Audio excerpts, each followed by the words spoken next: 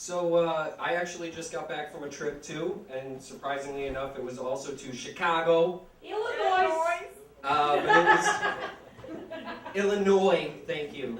That's correct pronunciation. But no, it was actually the week before Lollapalooza. I went back to visit family. Most of my family lives there, and visiting family is always kind of weird, like especially if you don't see them all that often, because. Especially for me, my whole family is just like estrogen fortress. I have 20 cousins. I am the only male one. And it's like the aunts run everything, grandma runs everything. The men in my family just like hide somewhere. So whenever I see family, I always get what all the girl cousins get, but it's like kind of weird. Like I always walk in and they're like, "Oh wow, you look great. Oh, you look great. Like last time I saw you, the long hair, that didn't really work for you. But now you look really good." But they do that every time. Like every single time I see them, they tell me that I look great, but also that I looked shitty the last time they saw me. It's like, the beard didn't work for you. I thought you said it looked great. Well, I said that, but... And so I try to comment on what's going on with them, but all of them are like exactly the same. Like they still dress the same. It's like, "Oh, you have a new husband, and 6 months later you have a new baby." But I'm still kind of nice because I pretend that I can't do math. And you can always tell with the older relatives, like just when their memory like sort of went.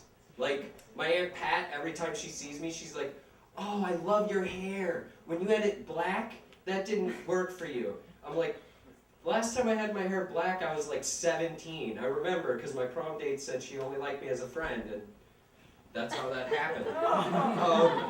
But my all-time favorite is my grandma.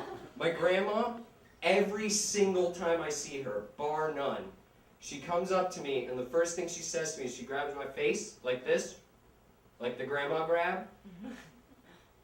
And then she goes, "No piercings, no tattoos. I like that."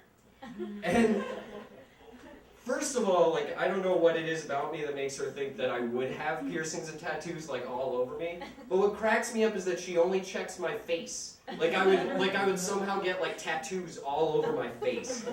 And one time, just to kind of fuck with her a little bit, she says, "No piercings, no tattoos. I like that." And I look at her and I go, "Nowhere you can see with my pants on."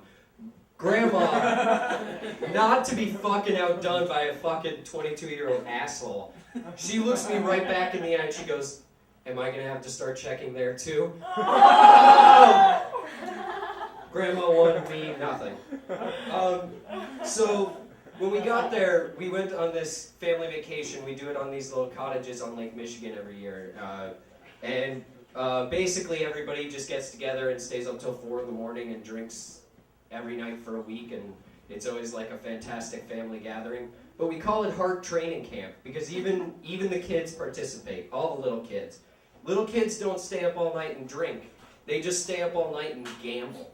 Like being on this vacation is how I learned to gamble when I was a little kid. I remember as a little kid, we all had our like red Solo cups with all the like change that we saved up for the year, and we would gamble with like quarters.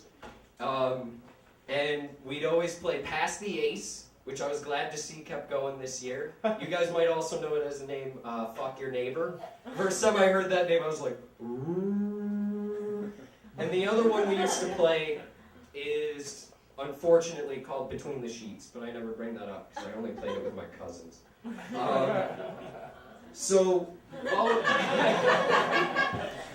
Thank you for saying that joke. So while I was in Chicago, we also decided to go to like a Chicago White Sox game. And while I'm walking up there, I walk out of the train station, and there's a line of like 5 or 6 crackheads trying to sell tickets to the game. But when I got to the stadium, I found out that the will call windows weren't even open yet. Like there's no possible way anyone has a ticket to the game. So they're clearly selling like fake tickets. And I thought, wouldn't it be funny if you got a hold of some like counterfeit money and go buy a fake ticket from one of these crackheads with fake money. So he thinks he's totally like fucking you over. And then he goes to his crack dealer, and his crack dealer's like, "What the fuck is this?" And, or you know, maybe the crack dealer just sells him some rock salt, and like the cycle of deception continues. So I'm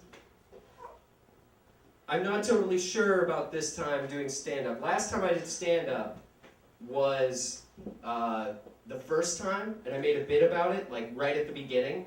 So afterwards, like everybody laughed, but I was like, maybe it's just all bullshit.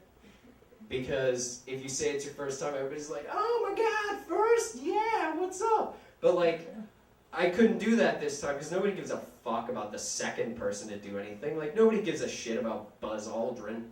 He's just like, I remember Buzz Aldrin more for that time when that YouTube video where he punches that dude in the face. To me, that's way more important than he was the second man on the moon. Because I don't give a crap about the second man on the moon. But he was the first 80-year-old guy I ever saw punch somebody in the face.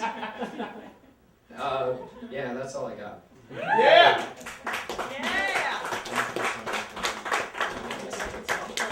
Danny boy, everybody.